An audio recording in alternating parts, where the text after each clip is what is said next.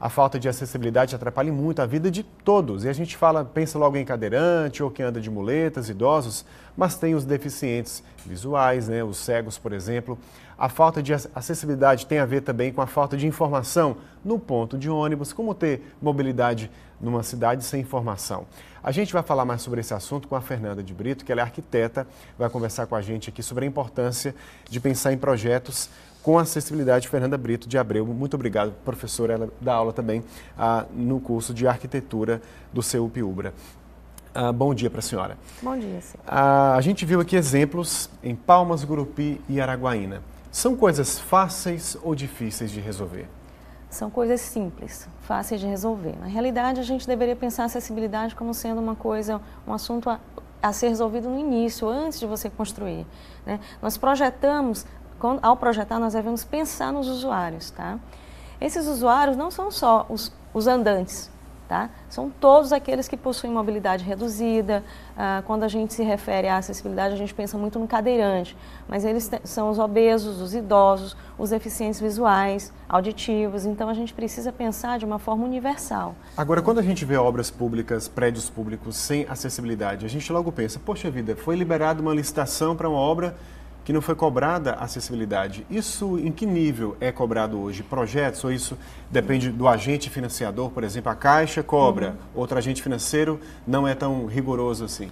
Isso é cobrado em projetos. Em projetos. Atualmente, nenhum projeto é aprovado sem que ele esteja atendendo às normas específicas de acessibilidade. E há um responsável técnico por esses Sim. projetos? Os arquitetos e os engenheiros, em determinadas situações, eles assinam, né, eles vão assinar, se responsabilizar pelo projeto, pela execução daqueles elementos. Os conselhos estão aí para fazer essa fiscalização também, né? E a própria prefeitura só pode aprovar um projeto desde que ele atenda essas necessidades, tá? A gente tem a norma NBR 9050, né, com a última revisão em 2015, que rege essas regras. Então, assim, é a nossa Bíblia e a gente precisa adequar todos os projetos, aqueles novos e as reformas que devem passar também por essas adequações a essa norma. A gente está vendo as imagens aí do Centro Comercial de Itaquaralto, vamos até colocar mais uma vez essas cenas de Itaquaralto especificamente, porque a gente viu ali não só o desnível, né, de rampas e de calçadas conforme uma loja e outra, mas ali tem estacionamento de bicicleta, né, que foi feito pelo próprio comerciante, que ela ocupa espaço na calçada. Aí tem lá os produtos que ficam... Isso atrapalha também, né, a acessibilidade. Certeza.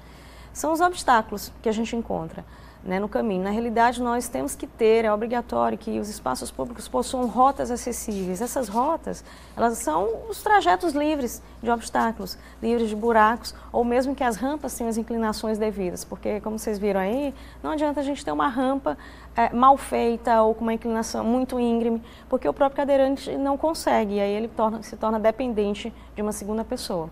Então, é necessário que esses obstáculos, que esse trajeto seja livre, tá? Para que essas pessoas circulem. No caso de Palmas, quais locais, por exemplo, os alunos do curso de arquitetura já pesquisaram e constataram problemas? Batem com esses que nós mostramos aí? Batem, sim. Nós fizemos recentemente lá com os alunos de arquitetura do CEUP uma oficina de acessibilidade, onde nós tivemos toda a parte teórica e fomos para a rua, né? Fomos para o campo fazer esse acompanhamento. E aí realmente a gente constatou que a problemática ela é grande. Na JK, por exemplo, né, num determinado trecho ali do centro, na parte central, assim, a quantidade de obstáculos foi muito maior do que a gente esperava. Existe uma faixa elevada, por exemplo, alguns locais em que a gente pôde transitar, tivemos um cadeirante acompanhando, né? Mas assim, são poucos os espaços. Os demais espaços, eles realmente carecem desses elementos para facilitar a vida das pessoas com deficiência. Para fechar a nossa conversa, infelizmente o tempo é curto, o Tocantins tem 3 cursos, pelo menos Palmas, de arquitetura e urbanismo. A gente vê tantas pesquisas, tantos trabalhos acadêmicos, o poder público tem acesso, procura os cursos, há essa conexão, essa troca de informação? Há uma troca, sim, mas eu acredito que na realidade a dificuldade está na execução, porque poderia ser melhor aproveitado, né? Sim, o assunto ele é universal, ele não é novo, tá? A acessibilidade é um assunto que é necessário, como eu falei antes, os idosos, qualquer pessoa com uma deficiência temporária necessita dessa circulação, dessa acessibilidade.